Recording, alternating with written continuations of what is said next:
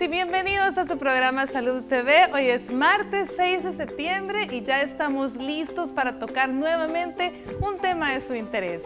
Hoy vamos a hablar de la bronquitis aguda. Veamos la cápsula y al regreso les presento a nuestros invitados.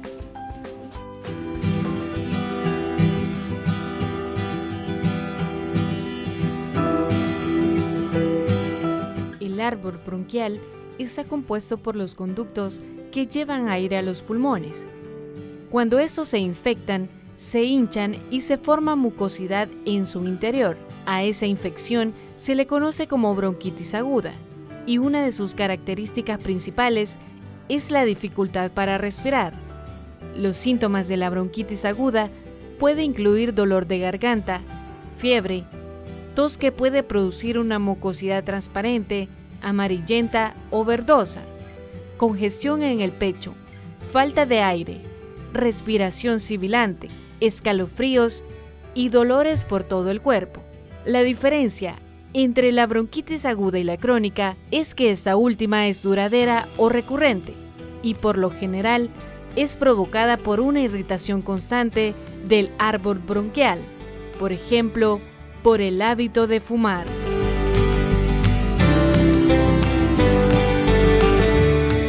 Así que de eso vamos a estar hablando hoy, así que no pierda sintonía con nosotros. Nuestros invitados del día de hoy, el primero al que vamos a dar la bienvenida, el doctor Alberto Flores Molina, nuestro neumólogo. ¿Qué tal? ¿Cómo está? Bien, gracias. Muy amable por invitarnos a este espacio y que ustedes nos puedan acompañar en este día. Y nuestro segundo invitado, el doctor Guillermo Barahona, quien es infectólogo pediatra. ¿Qué tal? ¿Cómo estamos, doctor? Gracias de nuevo por la invitación y pues a tratar de aclarar dudas y hablar de este tema muy importante. Excelente. Bueno, vamos a hablar sobre lo que es la bronquitis aguda. Ya estuvimos viendo un poquito en la cápsula, pero tal vez el doctor Flores nos amplía un poco más qué es en sí. Hablemos un poco de los bronquios, de cómo van la rama, ¿verdad? De la vía aérea, para que la gente más o menos se ubique por dónde anda esta inflamación. Okay. Realmente, cuando nosotros hablamos del árbol respiratorio, es casi eso, como ver ramas. Y es que los bronquios es el sistema que va a conducir el aire desde cuando lo inhalamos por la nariz y lo va a llevar pues finalmente a donde se va a hacer el intercambio de gas. Generalmente nosotros tenemos un total de 24 generaciones de bronquios. En el caso de la bronquitis, como la cápsula lo ha mencionado, generalmente hay un proceso en el cual se inocula un agente el cual va a producir una inflamación y finalmente pues esa inflamación va a llevar a la producción puede ser de moco y nos va a dar pues los síntomas que tiene la bronquitis aguda. Ok, doctor Barahona, ¿esos agentes cuáles pueden ser? Principalmente casi el 90% son virus, en su mayoría, aunque obviamente hay otros más, porque pueden ser bacterias que son un poquito más agresivas y en los cuadros más complicados. Y también puede ser sustancias irritantes, alergenos, algo que pueda provocar. Y quizás algo mencionar ahorita que decía el doctor, me recordé porque le decía que yo soy asmático y ahorita que decimos bronquitis, obviamente ese órgano o esa parte del pulmón es la que se inflama más, pero realmente no hay una delimitación geográfica que diga hasta aquí llega bronco, sino que casi siempre se inflama todo el tráquea, laringe. Sí, entonces eso me hizo recordar, pero principalmente son virus que andan o que inicia siempre como un proceso respiratorio superior, un catarrito, virus incisional respiratorio, el de influenza, parainfluenza, adenovirus, que son como los más comunes, y luego van hacia el epitelio inferior. Fíjense bien qué interesante, el doctor nos acaba de decir que el 90% de los casos los agentes son virus, sí. Por lo tanto sabemos que a los virus, hemos hablado muchas veces, no se les da antibiótico. Y si usted me pregunta y toda la gente, bronquitis, ¿qué es lo que primero que se le viene a la mente? Bronquitis, infección, antibiótico, ¿sí o no? Sí. ¿Verdad? Bueno, ¿cuáles son los síntomas por lo general que podemos tener, doctor? ¿Cómo se comporta la bronquitis? Porque se comportan diferente en niños y en adultos, claro, y adultos mayores también. Más o menos, ¿cómo es el cuadro clínico común? Bueno, muy bien. Inicialmente vamos a tener alguna infección de las vías aéreas superiores, le vamos a llamar así, cuando está arriba pues de la laringe. Inicia con un dolor de garganta, malestar general, puede tener fiebre, ¿verdad? Y es en ese momento en donde se inocula el agente a nivel pues de los bronquios y entonces durante 5 días pues podemos tener estos estos síntomas. Después va a venir una etapa en donde se va a producir una inflamación y va a venir pues la tos. Esa tos puede ser seca o puede tener secreción, expectoración. La flema famosa. La flema famosa, ya había mencionado pues de que puede ser blanca, puede ser de color, y no necesariamente porque salga de color significa pues que hay un agente bacteriano de por medio, ¿verdad? Sino pues que hay un proceso en ese momento de inflamación y eso lo está produciendo. Pero lo más delicado es cuando inicia la dificultad respiratoria en nuestro paciente. Puede experimentar lo que le llaman hervor de pecho o silbidos, y es en ese momento donde usualmente van a solicitar pues ayuda del médico. Cuando hablábamos que la vía aérea en general toda se inflama, no es solamente limitado. Y según lo que nos comenta el doctor, todos comienzan como un catarrito, una gripe. ¿Por qué? ¿Qué determina que una gripe se pase a una bronquitis? Pues realmente en general en todas las enfermedades, una es la condición del huésped, es decir, si yo tengo por ejemplo una rinitis alérgica o el tejido inflamado por lo que sea, eso puede predisponer a que yo me enferme. Segundo es la agresividad del agente, dependiendo del virus o la bacteria que afecte, que vamos a hablar en general de los virus.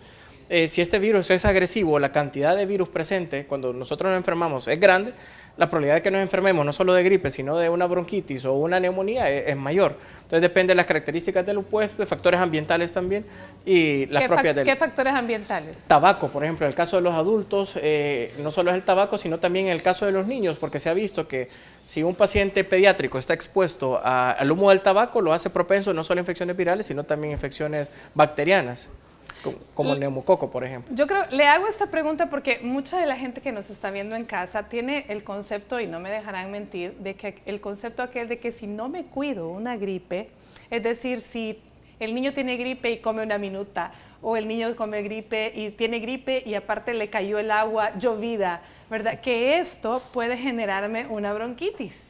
¿Sí, doctor? Pues bien, puede ser muy importante porque realmente son complicaciones de infecciones de las vías aéreas superiores. Por ejemplo, algo muy común es la sinusitis o la faringitis, y por continuidad pues las secreciones pueden bajar al árbol respiratorio, producir la inflamación y finalmente pues producir la bronquitis. ¿Qué es lo peor que nos podría suceder? Que una bronquitis se llegue a complicar con una neumonía. Correcto. Sí, porque imaginémonos en el tracto respiratorio, lo primero va la nariz, la garganta, ¿verdad? Luego vamos tráquea, bronquios y por último pulmón. Correcto. Entonces, ese es lo más grave de una infección del tracto respiratorio. Claro. Y también cabe pues mencionar que no solamente pues agentes infecciosos pueden producir la bronquitis, también pues humo puede producir una inflamación y dar pues una bronquitis. Alergenos que podemos encontrar en el ambiente lo pueden dar también. Y ahí pues vamos a ver variantes que probablemente puede o no puede presentar fiebre si no hay una infección. Entonces podríamos decir, como conclusión de este bloque, que podríamos sacar que toda infección respiratoria sencilla, mal cuidada o según dependiendo de las características del huésped, es decir, del estado de salud previo, puede llegar a convertirse en una bronquitis. Correcto. ¿Sí? Claro. Podría ser una buena conclusión, sí. ¿verdad? De este acuerdo. bloque. Entonces ya lo sabe, no significa que debamos tomar antibióticos desde el inicio, pero significa que hay que consultar en forma temprana, especialmente en aquellos casos que estamos hablando de niños, de adultos mayores o de pacientes con alguna enfermedad de base, ¿verdad? Llámese diabetes, una desnutrición, hipertensión, exacto, ¿qué más? Bueno, los pacientes cardiópatas tienen que tener mucho cuidado. Aquellos que les han diagnosticado algún tipo de cáncer y están en tratamiento, sobre todo con tratamientos anticancerígenos, pues tienen que tener mucho cuidado, porque de por sí aquellos pacientes que son menores de 2 años y aquellos que tienen más de 65 años son los miembros de la familia que van a ser más vulnerables. Así es. Más vulnerables. Bueno, vámonos a una pausa comercial y hablamos un poquito más de bronquitis aguda en niños en el siguiente bloque.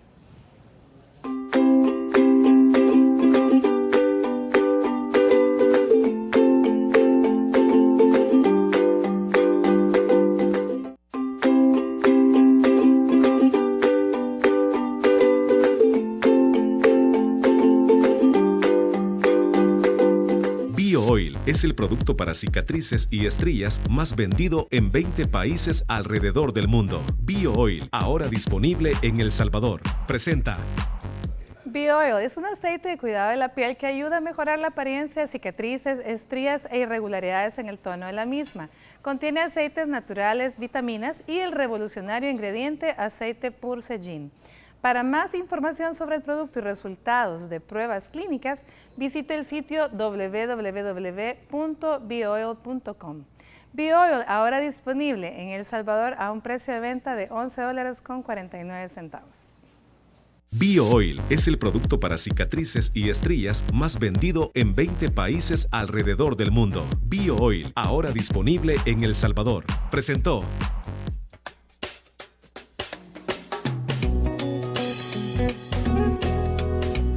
Siempre se moja uno. Bueno, al menos yo siempre me mojo y no siento nada. Pero no sé, como cada quien tiene su propio sistema, ¿no?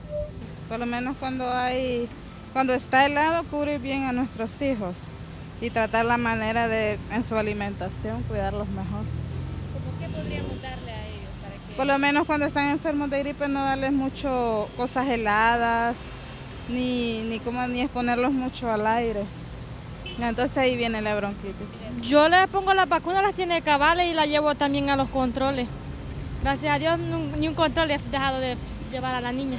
Sí, es bueno porque en que las vacunas son buenas para las enfermedades, que no le llegue mucho tiempo la enfermedad, y es buena para el crecimiento. El agua, lluvia no.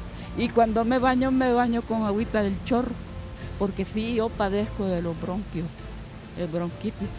Que no me mojara con agua lluvia y que comiera bastante guineo, naranja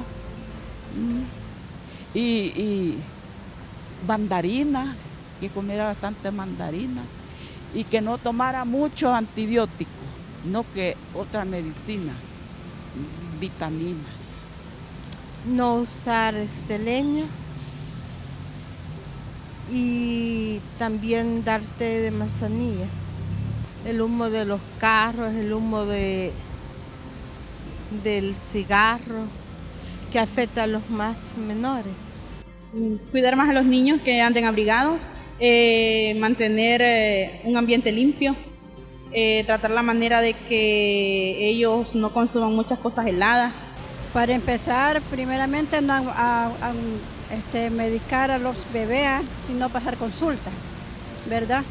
Y prevenir pues la gripe es llevando a los niños con su esquema de control y no automedicarlos, ¿verdad? O ponerles sus vacunas en regla para que ellos vayan creciendo con salud.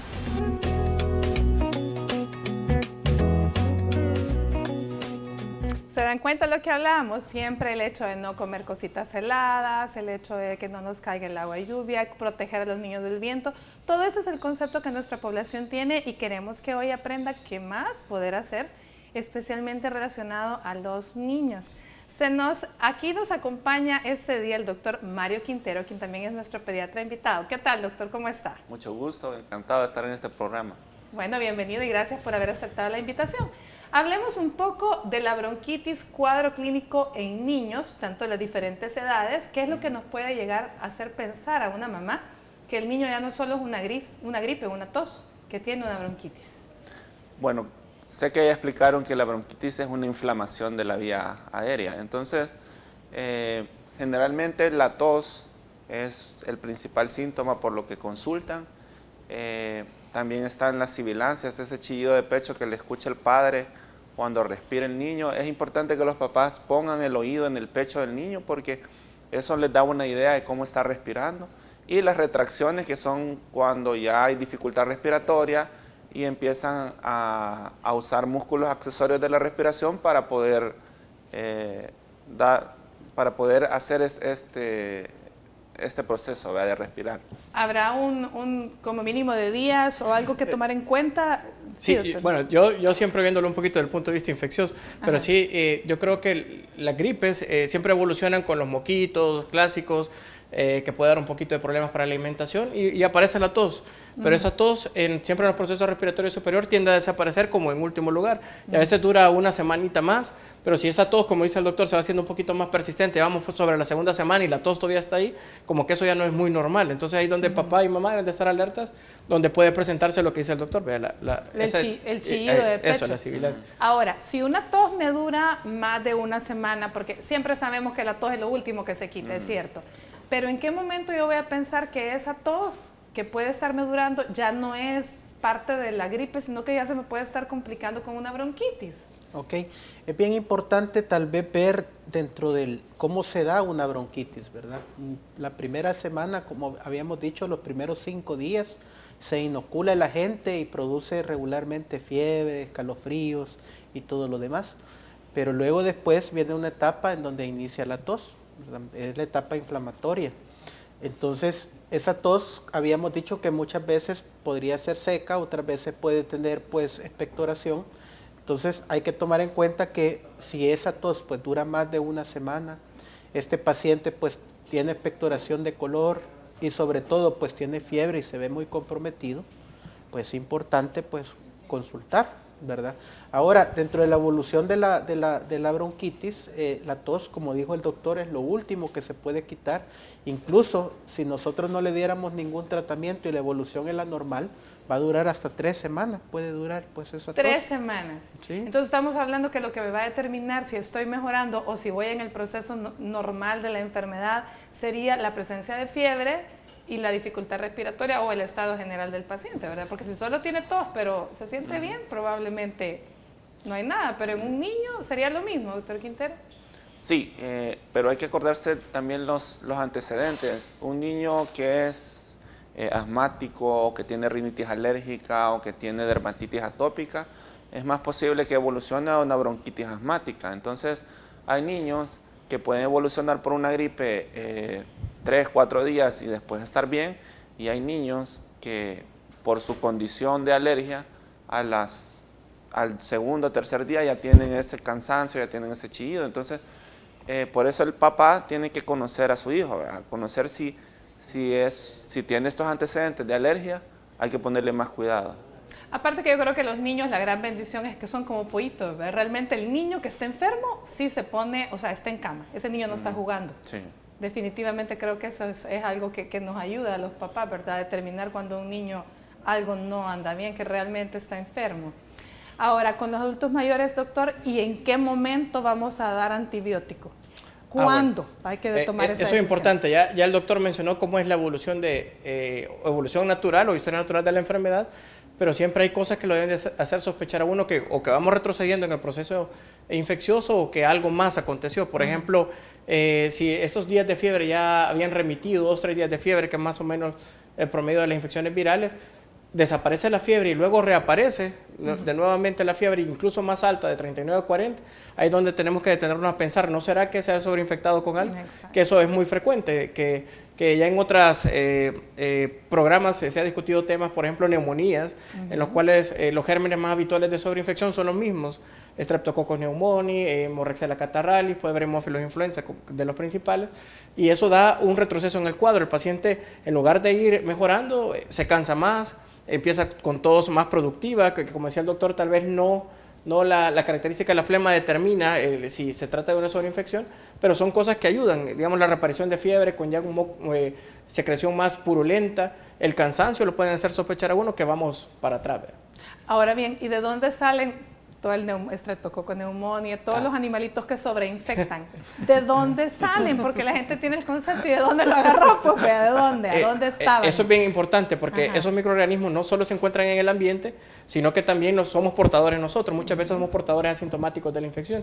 Por ejemplo, el caso de neumococos, somos hasta quizás 20-30% nosotros portadores, que tal vez no nos enfermamos, pero a los niños se los podemos pasar. Y sobre todo en un huésped susceptible, como mencionamos al principio. Si el niño tiene rinitis o es asmático, mucho más fácil. Si está enfermo de un catarrito, esta bacteria llega, igual va a producir infección. Entonces se encuentra en el ambiente y nosotros también somos portadores de ellos. ¿Podríamos decir que son parte de nuestra flora respiratoria normal o flora normal? Hay unos que sí, hay unos definitivamente que son parte de nuestra flora en el caso de ser portadores, y hay otros que no, que son incidentales, ¿vea? Pero ya al bajar las defensas, así es. Los virus, lo que pasa es que esa coinfección entre virus y bacteria, no se sabe cuál de las dos va a terminar ganando. Casi siempre la bacteria, por ser más agresiva, termina causando más daño. Pero sí es una coinfección virus-bacteria. Excelente. Doctor Quintero, ¿cómo vamos a hacer el diagnóstico?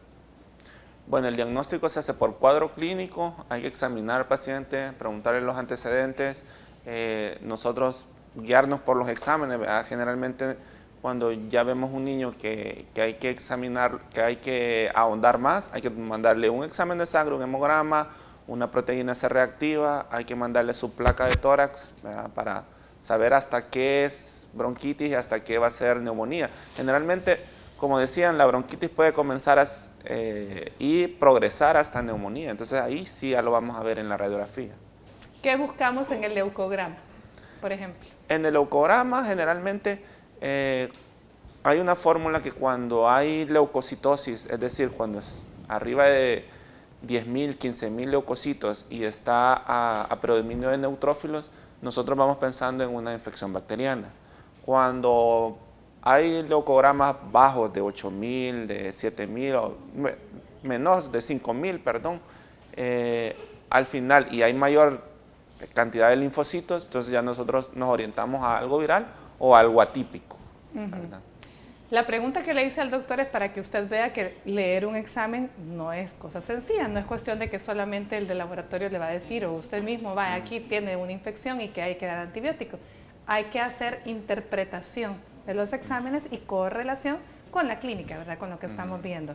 ¿Qué buscamos en las placas, doctor? Muy bien. En la radiografía lo que intentamos ver es si no hay una complicación, porque generalmente una placa con bronquitis, por lo menos en un adulto, pues lo único que vamos a ver es resaltado la imagen pues de los bronquios, ¿verdad?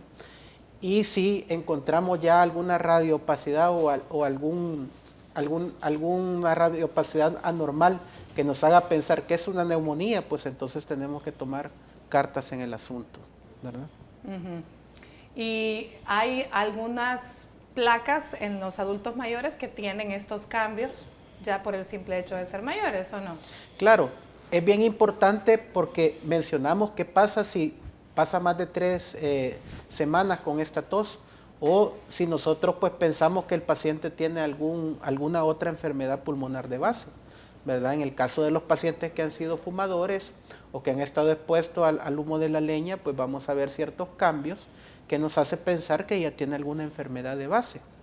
Es en esos pacientes que tenemos que tener mucho más cuidado porque ya ellos pues definitivamente no es virus el agente causal principal, sino que tenemos que pensar en algunos otros agentes, ¿verdad?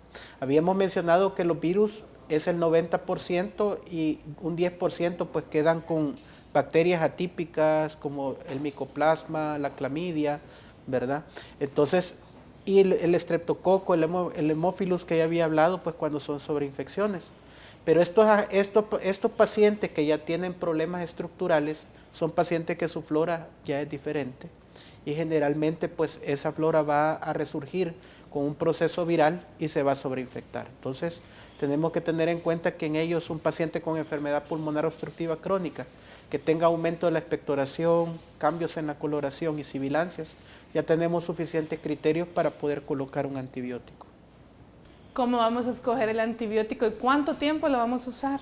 Bueno, valga decir que para la viral, pues tratamiento de sostén, ¿verdad? Por ejemplo, mucha hidratación, si se llegan a utilizar, que eso lo sabe mejor el doctor, broncodilatadores, un poquito de antiinflamatorio, pero el caso de decidir cuándo vamos a utilizar un antibiótico, sí, obviamente tiene que estar ya asesorado por un médico, y se hace en base, como decía el doctor, a la condición de base. No es lo mismo tratar un paciente que es segundo cuadro de bronquitis, por decir algo, una bronquitis crónica, que una infección aguda. Ahora, si hablamos de una infección aguda, los mismos antibióticos que se utilizan para, por ejemplo, neumonías bacterianas, nos pueden servir. Por ejemplo, penicilinas o las cefalosporinas de tercera generación nos ayudan a cubrir ese tipo de gérmenes.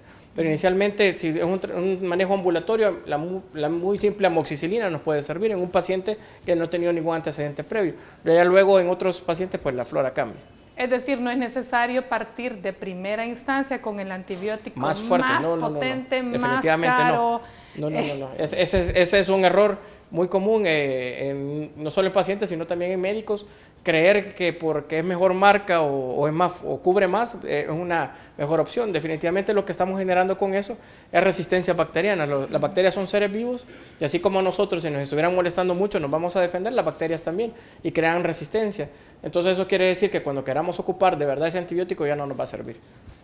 Excelente. ¿Y cuánto tiempo va a ser el mínimo para irnos al de 7 a 10 días.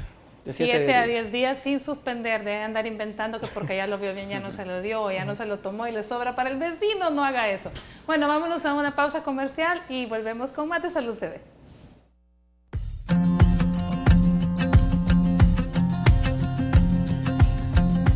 En los tratamientos alternativos para la bronquitis, a lo primero que se recurre es al uso de antiinflamatorios naturales para reducir la hinchazón de los bronquios. Gracias a su contenido de curcumina, la cúrcuma es un potente antiinflamatorio y antioxidante natural que ha sido profundamente estudiado. Muchas de sus propiedades ya se han demostrado científicamente y sus beneficios saludables son obvios. La cúrcuma es uno de los remedios caseros más efectivos para aliviar los síntomas de la bronquitis. Este se originó en la India. Su uso data desde la antigüedad, cuando se utilizaba para tratar diferentes patologías. Es importante recordar que cuando se está ante una enfermedad, son los especialistas los indicados para otorgar un tratamiento idóneo a cada individuo, evitando así los errores comunes de la automedicación.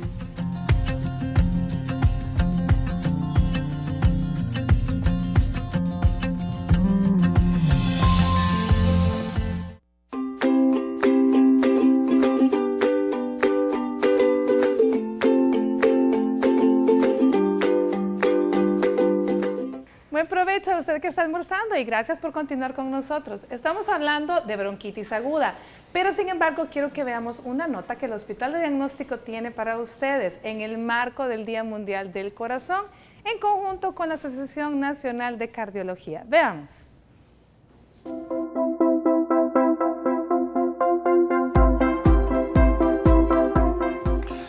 Bueno, con respecto a los exámenes básicos en cardiología, los pacientes cardíacos siempre tienen que tener la consideración que las enfermedades que adolecen no tienen ninguna sintomatología externa, por lo cual es importante, arriba de los 30 años, verificarse inicialmente exámenes básicos de laboratorio.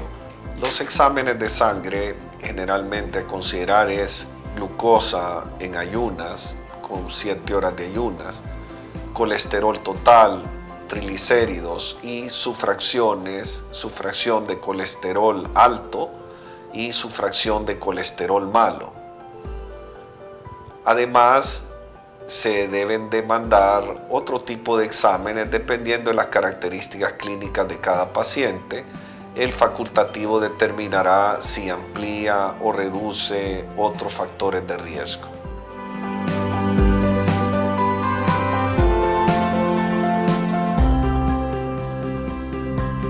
Continuamos con nuestro tema y si usted que está en casa quiere hacerle alguna consulta a nuestros médicos del staff, pues con gusto llámenos, ahí tienen los números telefónicos. Cualquier duda en lo que le podamos servir relacionado al tema, estamos a la orden. Bueno, hablamos en los bloques anteriores sobre el diagnóstico y tratamiento de la bronquitis aguda, que ya dijimos que el tratamiento, en el caso de que ya sea con antibiótico, tiene que durar no menos de 7 hasta 10 días, más o menos. ¿En qué momento, hablemos primero de los niños, yo voy a saber que el tratamiento no me está funcionando y que a lo mejor necesito o cambio de antibiótico o agregar otro, doctor? Bueno, en primer lugar, la reaparición de síntomas. Generalmente hay un periodo en que generalmente nosotros damos 48 horas para que el antibiótico actúe y que la fiebre baje. Los demás síntomas, como la dificultad respiratoria y la tos, vamos viendo que se va a ir poco a poco resolviendo. Pero cuando ya la tos se vuelve muy productiva, cuando ya hay mayor dificultad respiratoria y ya lleva 48 horas de antibiótico, ya es momento de pensar en que hay alguna complicación. En los niños siempre se utiliza aquello del aleteo nasal, doctor, para la dificultad respiratoria en los chiquititos. Sí, de hecho, en el ministerio, a través de sus promotores, tiene un programa para detectar este tipo de complicaciones, contando las respiraciones y viendo el aspecto del niño, el tórax y el aleteo nasal. Si hay retracciones y la dificultad respiratoria está mayor a la del protocolo, entonces lo detecta y lo manda a la unidad de salud, o en este caso a donde le quede más cerca. A la casa es importante que la gente aprenda qué es el aleteo nasal, ¿verdad? Porque eso puede identificarlo y ayudarle a identificar en sus niños si algo anda mal, ¿verdad? Porque normalmente no es un movimiento que hacemos o que hacen los niños para respirar, ¿cierto? Sí, se llama, comúnmente es como que el niño no tuviera hambre de aire, como que aleteo nasal significa que usa sus fosas nasales como la dificultad para introducir ese aire. Igual, cuando ves el tórax o el pecho del niño, si está hundiendo los músculos intercostales, los músculos entre las costillas. Entre las costillas, es decir, ya eso es un signo grave, entonces hay que acudir inmediatamente a un establecimiento de salud. Tenemos una llamada en estudio, veamos en qué podemos servir al televidente. Buenas tardes. Buenas tardes. ¿Qué tal, señora? Le quería hacer una consulta al doctor. Díganos. Fíjese que tengo un nieto que tiene 16 años y tiene más de una semana de que tiene una tos reseca y en la noche se ahoga y con un poquito de flema y de luego bien reseca. Yo solo le he dado Androxol. ¿Fiebre no tiene? Sí, le dio como el jueves, le dio 2 veces. ¿Qué más? ¿Algo más que le quieran preguntar al muchacho? ¿Solo es por la noche que se escapa a ahogar con la tos? De vez en cuando, en el día, como se va a estudiar, en la noche que viene... ¿Dolor de cabeza? ¿Perdón? ¿Dolor de cabeza durante el día? Le duele así la mitad de la cabeza. ¿Mocosera o gangoso no lo escucha? Sí, a veces está gangoso, a veces no. Bueno, ya ahorita le vamos a dar lo que nos pareciera a nosotros que podría ser, ¿verdad? Porque suena una sinusitis, podría ser, ¿verdad? Creo que estamos pensando lo mismo. Claro. Todo, sí. Bueno, digamos, a ver. Bueno, mire, la sinusitis realmente es uno de los componentes más importantes de tos. A veces le achacamos a los bronquios la tos, pero el 80% pertenece a la vía aérea superior, ¿verdad? Generalmente cuando se inflaman, pues los senos paranasales da un dolor facial y pueden haber descargas de secreción hacia la parte de la faringe, y es entonces que inicia una tos, la cual puede hacer que dificulte un poco la respiración del paciente, y cuando está acostado, pues esas descargas van a ser mucho mayores. Entonces, pensamos que eso puede ser el diagnóstico más probable, ¿verdad? Y sí es importante que este muchacho pues tenga la atención médica oportuna para que pueda resolver su problema. Definitivamente, eso es típico, ¿verdad? Los muchachos que en la noche, mientras están acostados, empiezan a toser más y se escapan a ahogar, y más con los antecedentes, pues suena a sinusitis, señora. Ojalá que le hayamos podido ayudar, llévelo a consulta. Nos vamos a una pausa comercial, pero antes veamos la terapia en casa.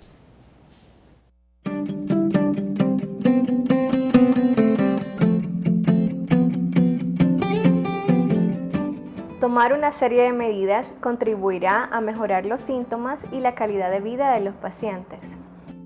Para el paciente con bronquitis crónica es conveniente seguir una rutina de ejercicios no muy exigente, pero que contribuya, entre otras cosas, a fortalecer los músculos que ayudan a respirar. Aprender técnicas de relajación y mantener la calma durante la exacerbación de la bronquitis es fundamental. Si el paciente se pone nervioso, le será más complicado respirar. Los aerosoles, sprays para el cabello, pueden ser perjudiciales para la bronquitis. Es preferible no usarlos o permanecer alejado si alguien los está utilizando en ese momento. Un paciente con bronquitis no debe fumar, ya que cuanto más fume, hay más probabilidades que sufra un ataque de ahogo, produzca más moco, dificultando así la expulsión del mismo y el paso del aire.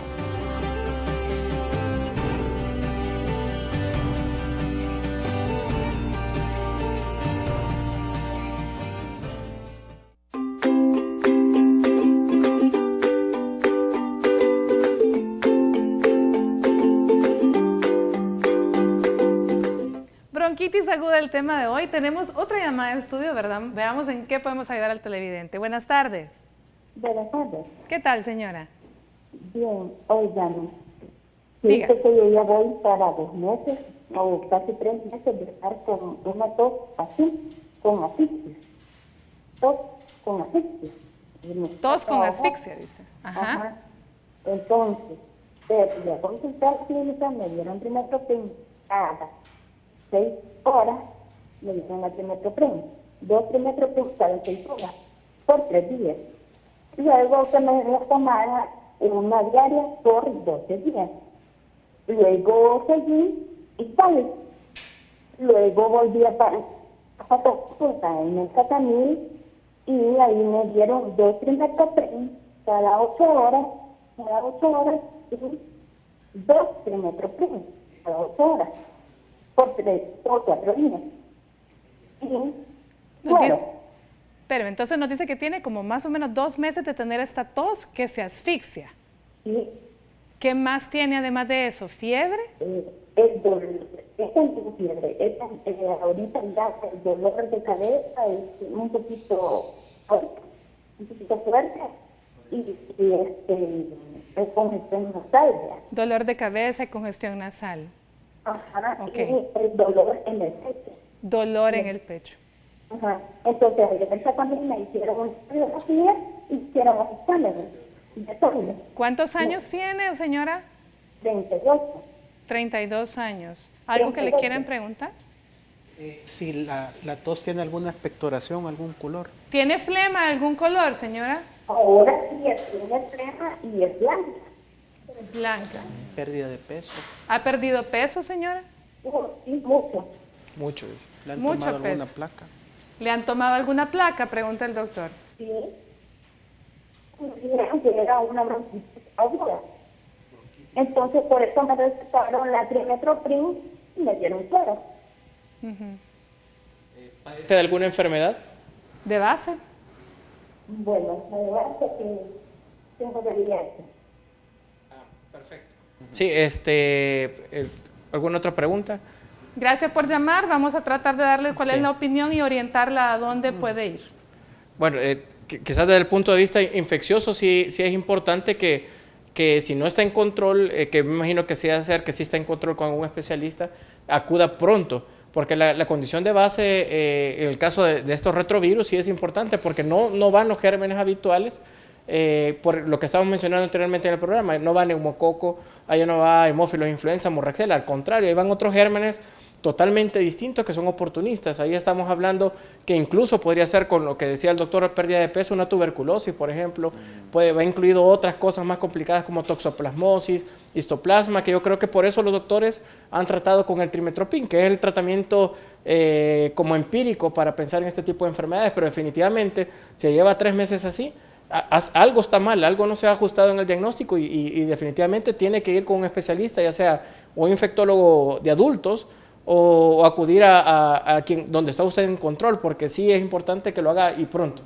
Ajá. Sí, señora, por favor, insistimos en que vaya y pase consulta, que le afinen nuevamente ese diagnóstico y bueno, que hagan otras pruebas terapéuticas para que usted mejore pronto. Gracias por estar con nosotros. Bueno, estamos en nuestro programa del día de hoy hablando de bronquitis aguda, pero quiero que veamos la siguiente nota de Un Minuto Sin Estrés y al regreso de la nota Vamos a regalar una terapia antiestrés para quien nos llame por teléfono y una en redes sociales.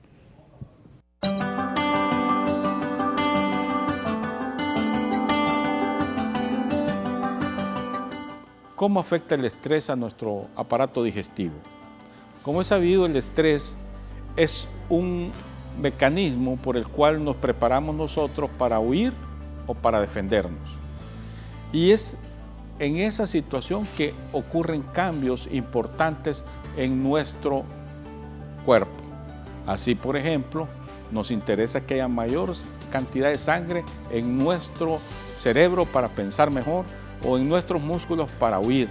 No nos interesa en ese momento hacer una digestión. Por lo tanto, esa sangre que está acumulada y que está a nivel de intestino pasa hacia que oxigene mejor otras áreas del cuerpo.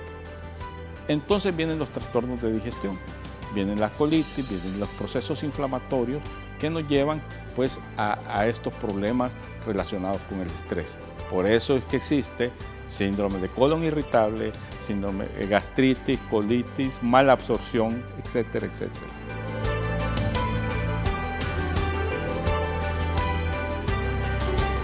Ya tenemos una llamada para ganarse esta terapia antiestrés gracias a Stress Center. Buenas tardes. Hola, buenas tardes. Hola, buenas tardes. ¿Qué tal? ¿Cómo está, señora?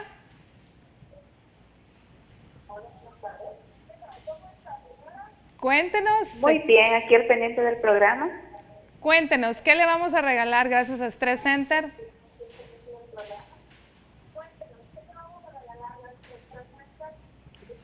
¿Un masaje? Una terapia antiestrés. Una terapia. Así es. Gracias por llamarnos. Quédese en línea, le van a anotar sus datos y siga en comunicación siempre y en sintonía con nuestro programa. Bueno, continuamos hablando acerca de bronquitis aguda. Pero, recuerden que queda una en Facebook, en redes sociales queda la otra terapia toda la tarde para que entre a la dinámica y pueda ganársela. Solo nos queda tocar un poco de prevención, ¿verdad? Y me gustaría que aprovecháramos para hablar sobre las vacunas, doctor Barahona. Bueno, sí, hay muchas vacunas que se pueden utilizar para prevenir los cuadros respiratorios, ¿verdad? Dentro de las conocidas está la de neumococo, que es disponible no solo en la red pública, sino en la privada, contra hemófilos influenza, que también va incluida dentro de la pentavalente, y quizás de una de las que hay que mencionar, que se ha estigmatizado mucho, que es la vacuna contra influenza, que previene muchas enfermedades, no solo las formas respiratorias superiores, sino obviamente las complicadas, cuadros de neumonía, bronquitis por influenza, y que se ha estigmatizado mucho porque se cree que esta vacuna puede producir gripe, y realmente no es así, sino que la vacuna está diseñada porque son partículas virales, es como que agarráramos al virus y lo despedazáramos, entonces desde el punto de vista científico es imposible que dé influenza. Lo que puede acontecer en esos momentos cuando la persona dice me dio gripe la vacuna es porque a lo mejor ya estaba incubando otra infección respiratoria que es muy común y la desarrolla durante el proceso de vacunación. Es importante porque esta vacuna se aplica no solo a menores de 5 años, sino a los adultos mayores, y previene las complicaciones porque son estos dos grupos etarios que los niños son los que se enferman más, pero los adultos son los que fallecen más del virus de la influenza. Pero la vacuna para la influenza está disponible y debería ser utilizada por todos, así ¿verdad? No solamente totalmente. Hablemos de los grupos etarios, que los niños y los adultos mayores, sí, sino que todos los que estamos en medio. Las mujeres embarazadas también. Total. Tenemos que poner la vacuna contra la influenza. Por favor, no le tenga miedo. Esto es cierto, está bien estigmatizada. No sé por qué razón, pero la gente tiene como que mucho miedo a las vacunas. Ya hablamos, lo dice el infectólogo, no es que le pueda producir influenza. Hablemos también, doctor, cuidados cuando un paciente tiene bronquitis crónica. Hablemos de estos muchachos que se van a jugar fútbol con bronquitis y lloviendo, ¿verdad? Claro. ¿Qué cuidados hay que tener? Claro, cómo no. Acordémonos que bronquitis aguda pues es una infección y así como yo tengo esa infección, yo también lo puedo dar a mis compañeros de trabajo, a mis compañeros de escuela, y es importante la consideración que podemos tener hacia ellos. Usemos generalmente mejor, en vez de pañuelos, utilicemos pues papel desechable, ¿verdad? Porque pues se puede botar, en cambio el pañuelo pues ya está contaminado, es otro agente de contaminación. Si no se puede lavar las manos porque no tiene ahí disponible pues el lugar para hacerlo, usar el alcohol gel y posteriormente pues irse a lavar las manos, porque el alcohol gel pues lo que hace es nada más inmovilizar un rato pues el agente. Pero tenga cuidado porque una bronquitis aguda puede complicarse con una neumonía. ¿Y en quién tenemos que tener más cuidado? En nuestros abuelos, en nuestros ancianos, porque muchas veces lo único que vamos a ver es que se va a desorientar o va a presentar que solo va a querer pasar acostado, ya no va a querer ingerir sus alimentos y no necesariamente pues lo vamos a encontrar cansado, y en ese momento es que tenemos que acudir inmediatamente pues al médico de la red, ¿verdad? Y yo creo que es muy importante el seguir instrucciones, el guardar reposo, el mantenerse hidratado y el tener, como dice el doctor, la consideración con los demás, así sean compañeros de escuela, familiares, amigos, lavarnos bien las manos para evitar este contagio. Nosotros vamos a una pausa comercial, pero antes quiero que vean la siguiente nota, que se impartió un taller de radioterapia en nuestro país. Veamos.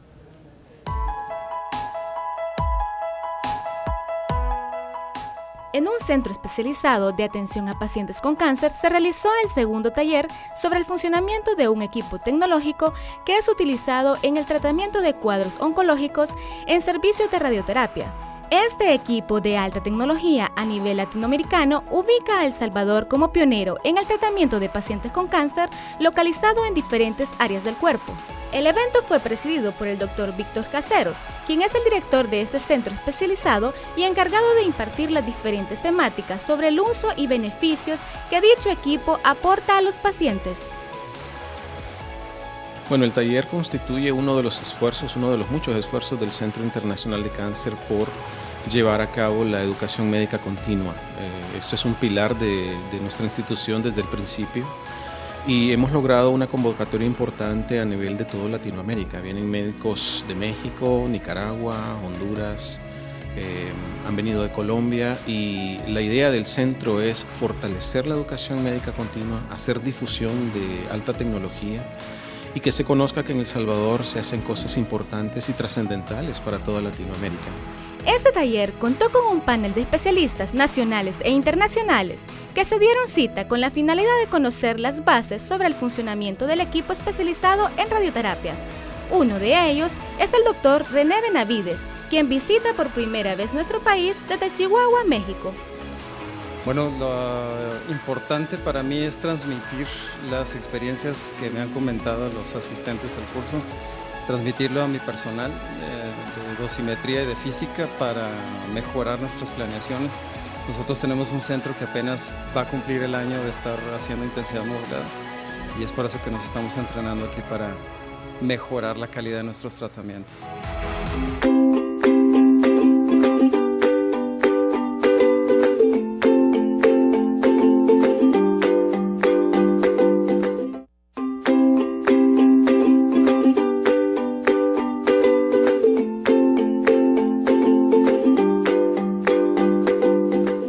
Está terminando el tiempo, pero quiero que en este bloque aprovechemos para hablar sobre la prevención y los cuidados en los niños, para que estos niños no se nos compliquen, qué cosas debemos hacer los papás y qué cosas, por favor, no debemos hacer. Doctor Quintero.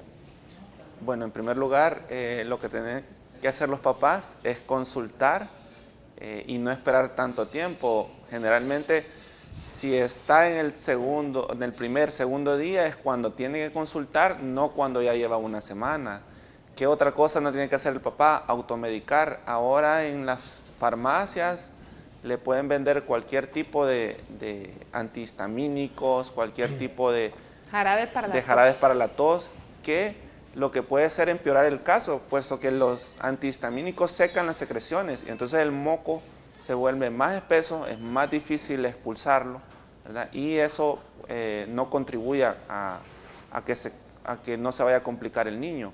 El lavado de manos. El lavado de manos, en las guarderías o en los colegios es cuando más se transmite estos virus, porque llevan niños enfermos. Los niños enfermos comparten juguetes, tosen, no usan pañuelos como desechables, ¿verdad? O toallitas desechables. Entonces, cuando el niño está enfermo, mejor que se quede en la casa, que repose, que le den líquidos orales y consultar a tiempo. Las vacunas son importantísimas, tienen que tener su esquema de vacunación completo.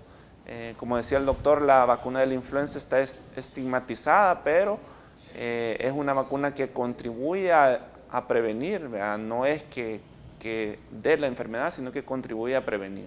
Bueno, muchísimas gracias. A mí no me queda nada más que agradecerles, Gracias. doctor Barahona, doctor Gracias. Flores, doctor. Gracias a ustedes que nos acompañaron. Espero que hayan aprendido mucho el día de hoy. Gracias a la gente que nos llamó. Y venimos mañana a hablar sobre nutrición infantil. Por hoy, que tenga una linda tarde de martes y que Dios me lo bendiga.